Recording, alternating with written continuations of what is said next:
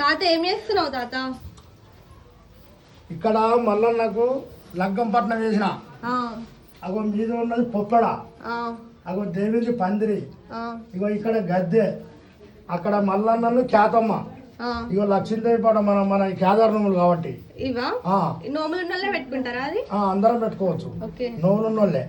ఇగో ఇది ఇవి రెండు కేదార్ నోమియే. అగో ఇవి రెండు మల్లన్న ముంతలు, అగో మల్లన్న ఖ్యాతమ్మ శూలము, అగో కొబ్బరి దేవుడి ఫోటోవా, ఇక రెండు బోనాలు. ఇక ఇంత కార్యక్రమం ఉంటుంది. లగ్గం పట్నం, అది నాగెల్లి పట్నం. ఇక్కడ కళ్యాణం చేసుకొని నాగెల్లి పోవడం మనం. ఇప్పుడు కళ్యాణం ఏడ చేస్తారు? ఇక్కడనే చేయాలి, ఇంట్లోనే కళ్యాణం చేస్తారు. కళ్యాణం చేస్తాం.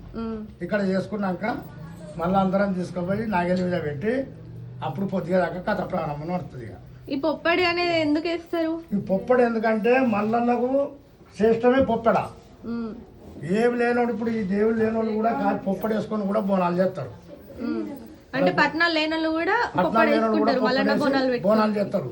కోరెళ్ళు పోయి పట్నం వేసి వస్తారు. అయితే మనం అన్ని ఉన్నాయి కాబట్టి మనం ఈ రకంగా చేసుకోవాలి. పొప్పెళ్ళు లేని పండుగ చేయరాదు.